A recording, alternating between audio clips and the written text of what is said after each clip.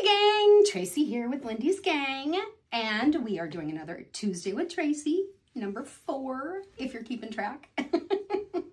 So today we are going to do a technique with embossing powder, which I know embossing powder seems like it's just a one-trick pony, but it really is not. It does some cool stuff, and Mom highlighted it quite a bit in her book, so that's why we're kind of going back to it again. This particular technique is called Intaglio, and it can be a much more involved technique than what we're gonna do. So we've kind of taken the idea of it and transformed it with embossing powder. So I will show you how it's done. Hello, so starting on, this is page 15 of the book, if you happen to have the book, which it's been a few years. You can see on here that the card that Mom has, for example, is one that she's just done a tag on it with some little floofies, which she loved the floofies. And then you can see all this cool texture. Maybe you can see it. I know it's in a book and it's shiny. I apologize. It will come out in a second. But this is a technique that is called Intaglio, and in its true form is much more involved, but we've kind of spun with it and made it with our embossing powders. So you'll want to start with something to collect the embossing powders. I just happen to have one of these trays. You can use a piece of paper. And then I have a tag that I put, in my grippers here that are dirty. You can see Mom and I'm going to include her in this. We're not the tidiest crafters, so I apologize if anyone's going, ah! So I picked out a few embossing powder colors just to kind of play around with some variety. So I did Midnight Teal, Twilight Blue Slate, Slam Dunk Silver, and Midnight Emerald, which I may not use. We may not get to that point. So I'm going to open these guys up because I'm going to mix them up. You could just do one color. You do not have to make this a multicolor project, but just for us to see on video. And then if you were wanting to collect each of these colors, you would sprinkle. You can see there's nothing on that card. This is just a cheapy card, tag, not a card, tag that I got on Amazon. And I'm just sprinkling on here. And if I wanted to be good about keeping my embossing powder, obviously I would put this back in there. But I am going to be a messy maker today and just kind of go with it. And then I'm going to toss the mix or use it for something else. So just sprinkling, sprinkle, sprinkle, sprinkle. Not sure how this is going to come out. Another one of these experiments we're going to do together. So I'm just going to do this. And you can see I've done a fair amount of layering on there. So there's a fair amount of embossing powder. And then I'm just going to heat it from below with the heat gun. And I'll fast forward so you don't have to watch all that.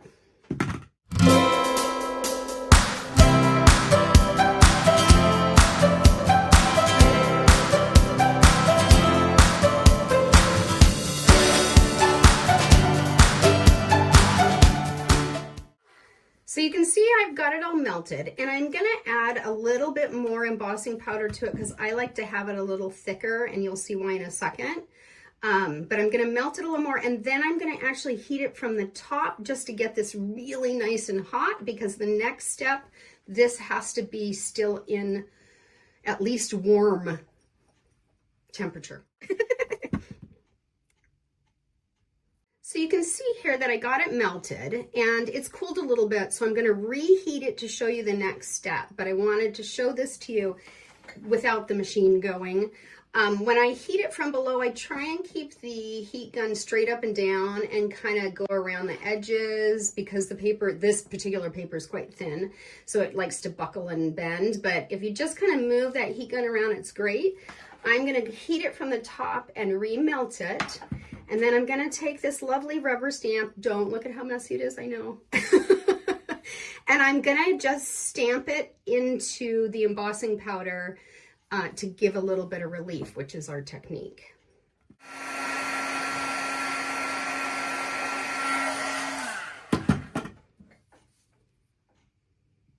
You just want to lay it in flat like that. And kind of wait a couple seconds, maybe 10, maybe 15, depending on how thick the embossing powder is. Obviously, if it is really thick, you'll want to wait a bit more. And then you just that just practically fell off. But you can see here that textural component it creates, and that's the intaglio, where it does a relief into the embossing powder. And then I'm going to go ahead and do a little bit more so that the whole tag ends up that way.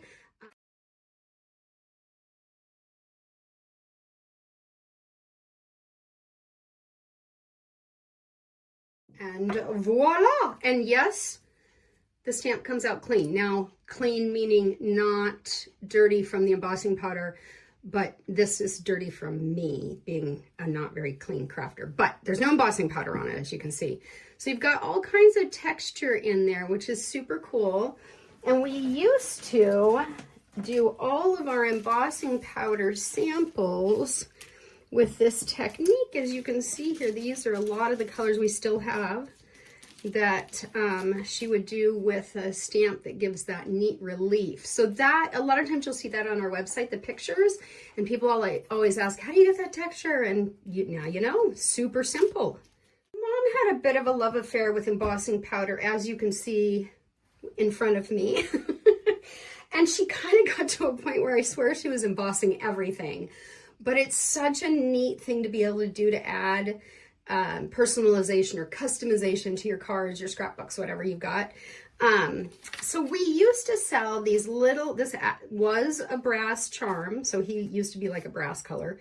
And here's one that's like I think he's a leopard or something. Anyway, we used to have those guys, and Mom would dip them in embossing, but we'll heat up the brass charm, which obviously metal gets hot quicker. And then she would dip it in embossing powder. But you can also see here, these are die cuts, just from a little punch that she did the same thing to. And then you could go and do that intaglio technique. This is a necklace she made back in the day that's awfully beautiful with those embossing powder colors. And I'll show you really quick how to do it. I just grabbed a puzzle piece. Yeah, I know somebody's gonna be angry with me. And all you have to do is heat them up. That's really it. And I'm going to try and strategically place these grippers. So I'm going to heat them up.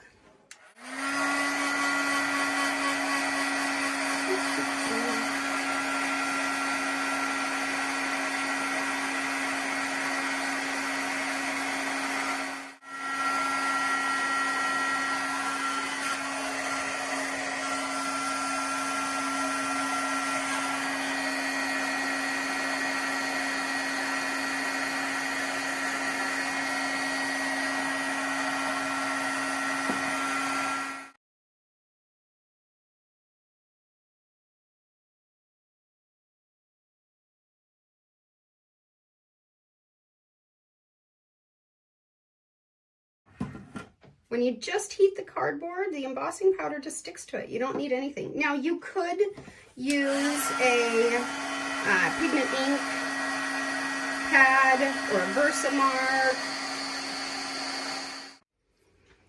So here's Mr. Puzzle Piece, both sides. So if you were gonna do it as like a necklace or bracelet or any of that, all she did was put a tiny little hole in there and then just use some colorful wire to attach it to this beaded string that she made. So you can see how she attached it. And she did have necklaces that she made that were puzzle pieces as well. If I wanted to, I could do that same intaglio technique. So I'm gonna heat her from the top. You get really creative, not that kind of creative. You can get really creative. And you could do letter stamps in here. You could do, obviously these are textury stamps. So there you go. There he is in his glory with the texture. So a lot of times she would just take like a tag, one of those round metal edge tags, and do that. Here's a little, that's my brother back in the day. But yeah, this is a cute little card that she's made. So that's the technique. It's pretty cool. Obviously, different embossing powder is going to give you a different look. This one's a real matte finished one. But that's it. That's the intaglio. The world is your oyster as to what you want to put embossing powder on and what you want to do with it. So, pretty cool. Thanks for joining me.